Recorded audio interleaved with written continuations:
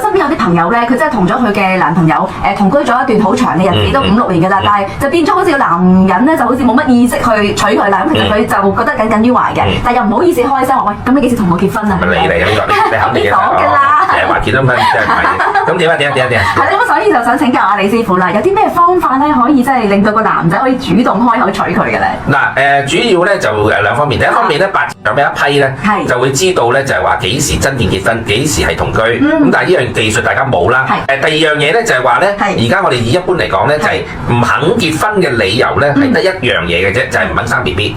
因為只要你肯生 BB 嘅時候，咪結到婚啦，係咪先？所以通常嚟講咧，就因為太容易避孕啦，咁造成咗佢哋咧就唔願有仔女。好啦，咁男仔有仔女有咩巧妙咧？原來咧，如果係生女嘅説話咧，就可以為嗰個老公咧發桃花㗎。係啊。係啊，咁所以生女咧喺歷史上，中國歷史上喺中國文化史上咧，就生女咧係幫老公發桃花之外咧，女係叫正官星，係使到嗰個老豆會升官嘅。咁好。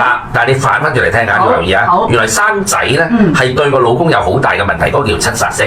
七殺星係代表多是非、多挑戰同埋多難度嘅，所以喺歷史上咧，逢親生仔雖然恭祝佢可以傳宗接代咧，其實係代表個老公多咗好大壓力嘅，同埋係多挑戰嘅。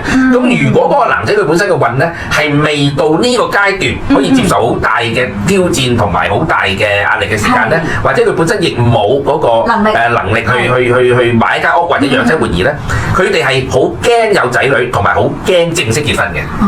咁所以個運未到咧，我哋俗稱運未到。咁點樣睇佢嘅運已經到咧？就係已經有老婆運到咧咁樣，就係一定係佢屋企裏邊咧，即係佢本人嘅屋企裏邊咧，係一定佢嘅老豆係好健康，同埋佢老豆係覺得個仔要結婚，唔好問阿媽喎，一定要老豆喎。嗱點解咧？原來以阿仔嘅立場嚟講咧，老豆係代表財星嘅。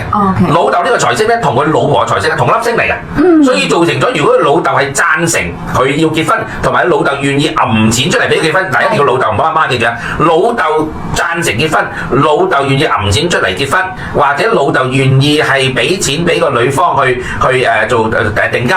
總之個老豆係 aggressive 嘅，再個老豆好中意嗰個女仔咧，呢段姻緣就成日都喺個老豆嗰個位嘅啫。只要個老豆係 OK 咧就得㗎啦。所以咧，其實嗰個女仔如果想嫁俾個男仔，個男仔一路都唔肯嫁咧，其實你冧掂個老豆咧，冧定有冇老爺？老爺咧就得㗎啦。個主角仔嗰度，因為喺八字算咧，原來老爺粒星咧同老婆嗰粒星係同粒星嚟。